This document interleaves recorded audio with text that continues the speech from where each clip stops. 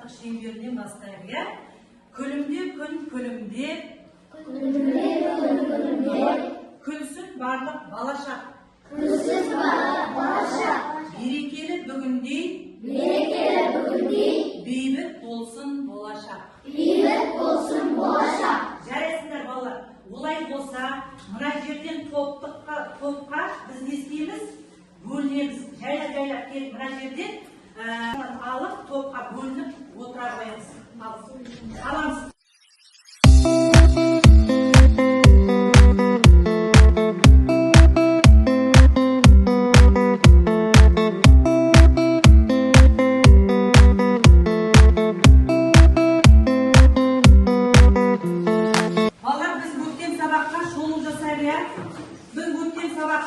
Қандай тақырып өттік?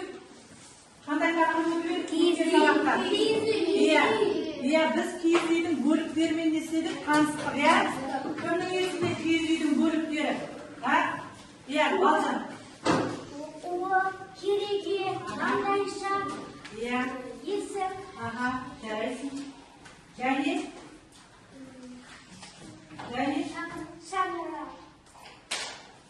Шаңырақ, дұрыс айтасың. Шаңырақ, уы, кереге, есік, сықырлау, иә? Ол есіктің де бірнеше бөліктері бар. Маңдайша, кереге, екі босағасы бар. Естеріңізде ме балалар? Жақсы. Олай болса, осы бөліктің сыртын және қаптайтын киіздің атауы кімнің есінде? Киіздің атауы кімнің есінде? Киіз, шаңырақтың үстінен жабылатын киіз. Түндік киіз, уықтың сыртынан жабылатын киіз, төздік, өте жақсы. Керегенің сыртынан жабылатын киізді, тұғылдық киіз. Міне, өте жақсы, естеріңізде ке, жарайсыңдар. Жақсы. Олай болса, балалар бүгінгі жаңа тақырып, 54-ші бетінде 19-ші сабақ. Дәптерімізді ашып бүгінгі күн жадыны жазамыз. Жаңа тақырып жазып аламыз балалар.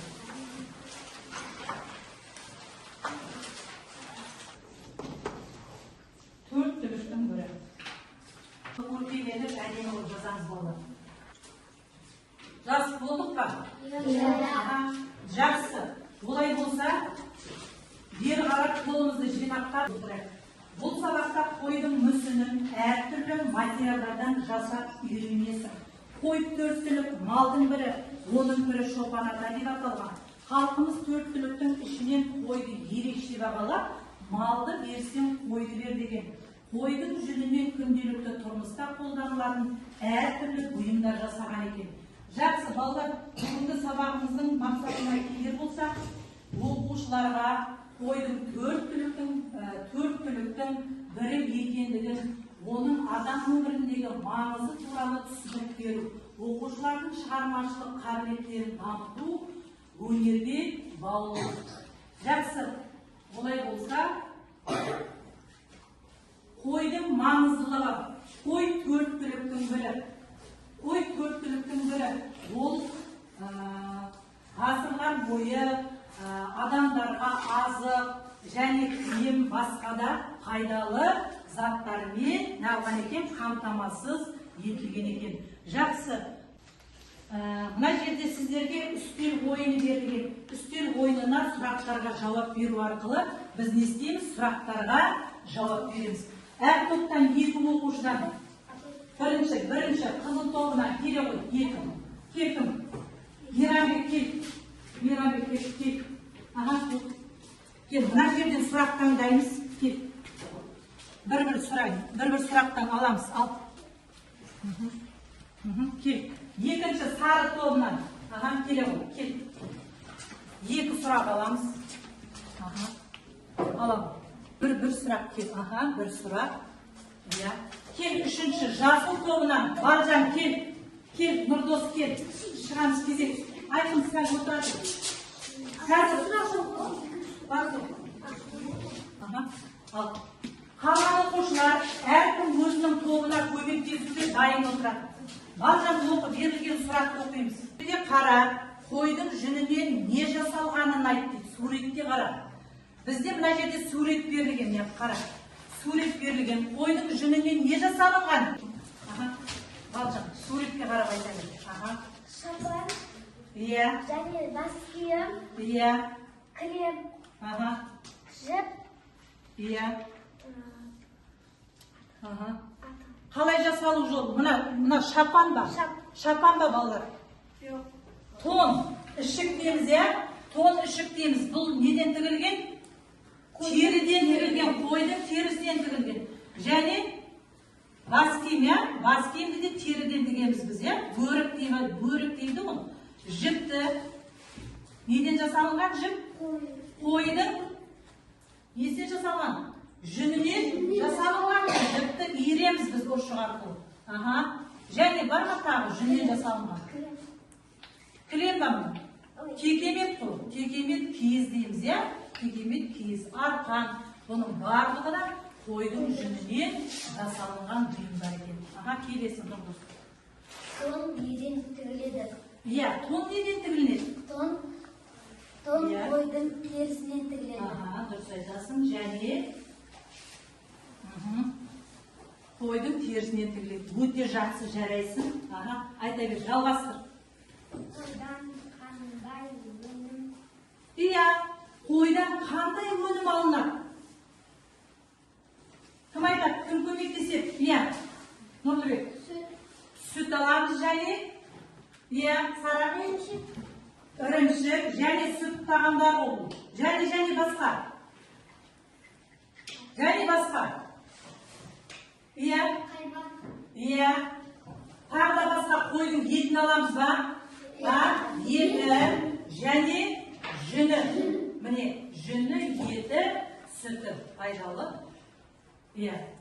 Және Текемет киіз неден жасалынған? Текемет киіз неден жасалынған? Жап-жаңа айтып өттік. Иә. Текемет киіз неден жасаймыз біз қойдың? Жүнінен жасаймыз. Дұрыс айтасың, өте жақсы. Иә. Қойдың жүнінен не жасауға болады? Иә, қойдың жүнінен не жасауға болады? Қойдың жүнінен көптеген заттар жасауға болады. Иә. Мысалы, Иә. қойдың терісінен Қойдың терісінен не жасаймыз? Тон тігеміз, аяқ киім етігімізді тігеміз, иә? Теріден. Өте жақсы. Дұрыс айтасың. Келесің. Киіз үйге жабылатын киізді атар. Иә, киіз үйге жабылатын киіз. Түнді уықтың сыртынан жабылатын киізді біз кімнің есінде? Иә. Үзік, дұрыс айтасың. Керегенің сыртынан жабылатын киізді туырлық дейміз. Өте жақсы, жарайсыңдар. Жақсы.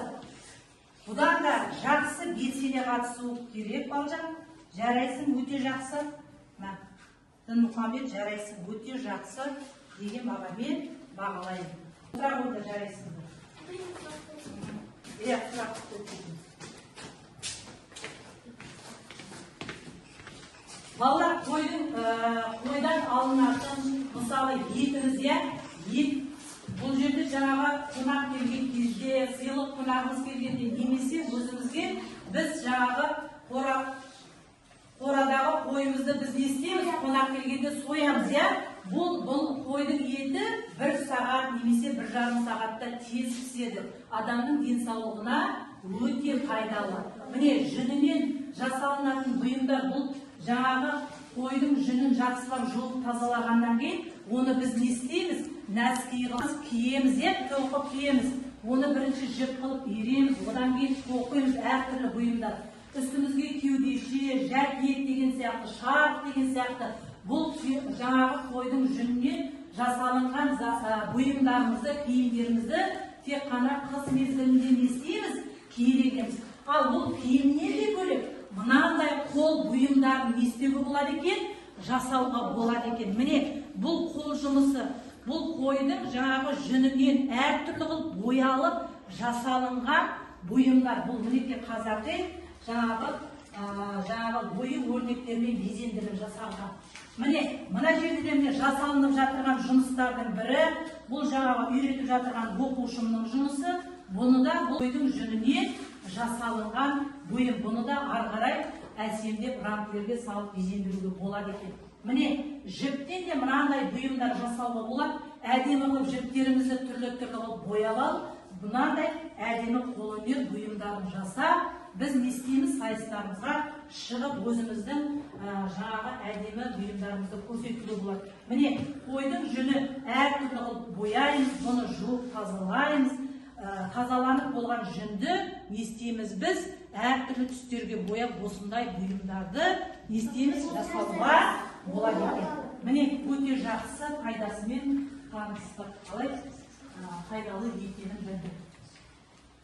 Енді қойдың түрлеріне келер болса, біз жаңағы қойдың әр түрі бар ғой, жаңағы қаракөл, еділ, қазақтың қаракөл қойы, немесе ақбас қой деген сияқты қойлардың өте түрлері көп екен. Жақсы, енді балаларға келер болсақ, бізде қойды күніне суарып тұруымыз керек. Таза ыдысқа, таза суды не істеуіміз керек? Құйып ол қойды тірі жан. Сол сияқты таза ыдыспен қойымызды суарып тұруымыз керек екен. Қыста жылы қора керек, күтім үшін. Оның жаңағы шөбі, тағы да басқа дәмді дақылдармен жағылады екен, қоректенеді. Міне, қойды күтіп баптауымыз. Жақсы, енді сіздерге топтық жұмыс беріледі. Топтық жұмыста қазір мен өзім қаратамын. Сіздерге бірінші қызыл тобына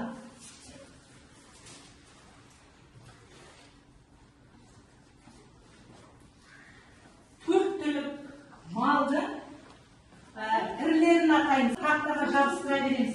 Екінші топ, мына жерде берілген мозаика әдісі, бұны бұл жерде шыққан жаңағы суретті біріктіріп жабыстыру арқылы соны толық зерттеп қандай пайдасы бар түгел айтамыз.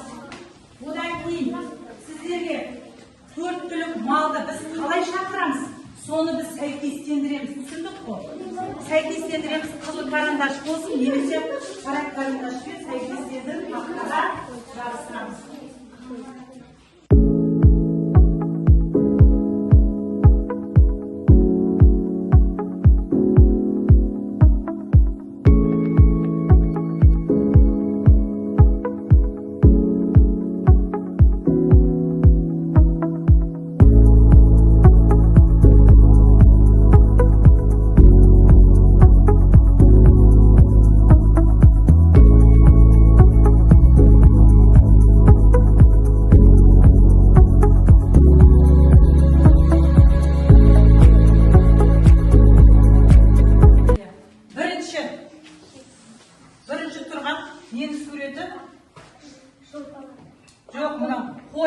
Қойдың бірі шопан ата. Екінші жылқы, жылқының бірі қамбар ата. Үшінші ешкінің бірі шекшек ата. Төртінші сиырдың бірі зеңгі баба. Түйенің бірі ойсыл қара. Дұрыстапты ма оқушылар? Келесі топ. Қандай мозаикада қандай сурет шықты? Нені сурет шықты? Жылқының суреті шықты. Жылқының пайдасы, ол қандай жануар? Толық айтуымыз керек. Айта бер. Жылқыны өте жақсы. Қазақ халқында бізге жау адамдар жауған кезде біз осыған отырып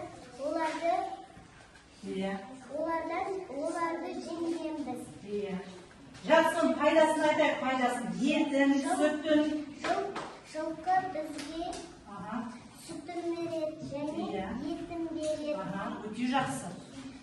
Және сүтінен біз не жасаймыз? Қымыз жасаймыз. Қымыз адамның денсаулығына өте пайдалы. Жарайсың. Еті адамның денсаулығына жақсы. Ауырғанда жылқының еті адамның ауруынан айықтырады екен. Өте жақсы, жарайсың. Отыра Балжан. әукімде деп шақырамыз, ал жылқыны көз деп шақырамыз. Сиырды қырау деп шақырамыз, ал қойды пұшат деп шақырамыз. Дұрыс таптың ба? Кім толық жауап береді? Мына жақтан көмектесетін оқушы бар ма? Кел, Нұрбек. Жылқыны біз қырау дейміз. Аға, ұста. Жылқыны біз қалай шақырамыз? Қырау. Тартып бері қарай. Аға. Иә, түйені қалай шақырамыз? Түйені. Көз дейміз. Аға.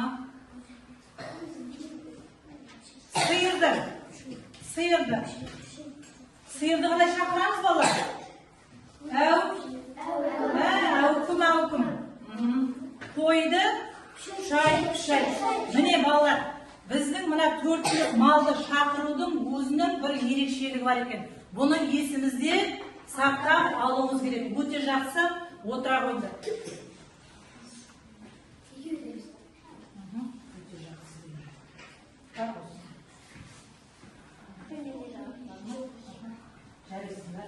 Өте жақсы, жарайсыңдар балалар. Сабаққа белсенді қатысыңдар.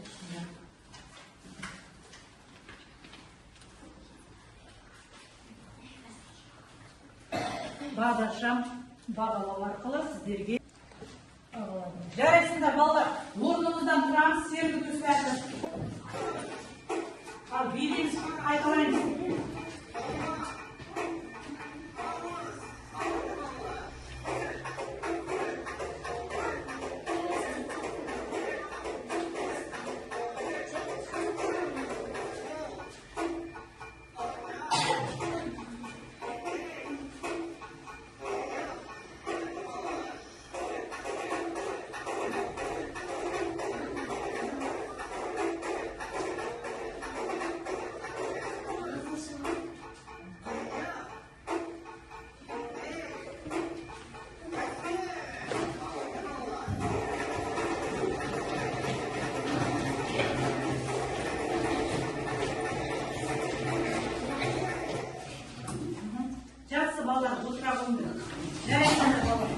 Енді олай болса сіздерге жоқтық тапсырма, қойдың сұлбасын жасау.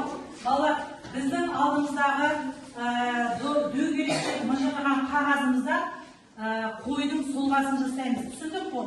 Жұмыс жасамас бұрын қауіпсіздік ережеміз кімнің есінде? Иә, қауіпсіздік ережеміз де. Бірінші, қайшыны ұстар алдында, немесе берер алдында терді ұстайтын жағымен беру керек. Дұрыс айтасың, сақ жағымен беруіміз керек. Екінші, жұмыс жасап болғаннан кейін жүзін ашып қалдыруға болмайды. Өте жақсы. Аға, Мирабек. Қайшымен біреуді өзімді немесе біреуді жарақаттау. Сара, желім ұстағаннан кейін біз не істейміз? Желімде болған соң қолымды сабындап Өте жақсы, жарайсың. Олай болса, алдымыздағы біздің құралдарымызбен мына біз не істейміз? Қойдың сұлбасын жасаймыз. Ал кірсек.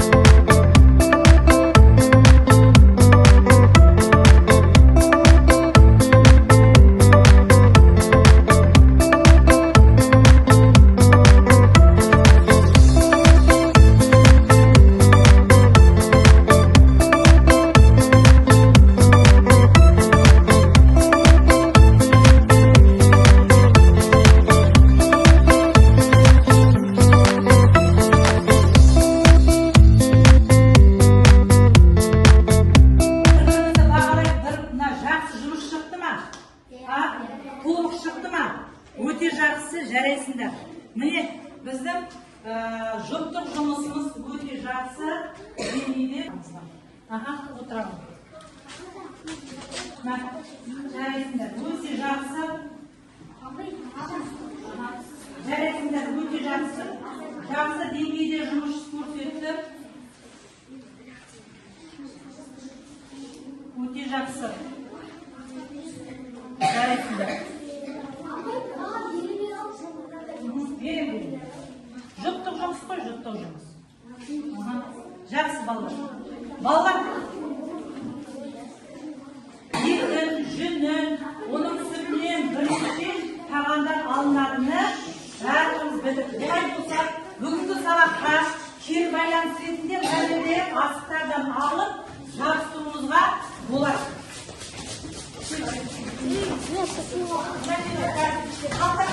Қалташаға салауын жүгірмей, әп-әдемі рет-ретінен бақ. Көк сүтін деген сөз. Қызыл сүт сүндерін, сары сүт орташа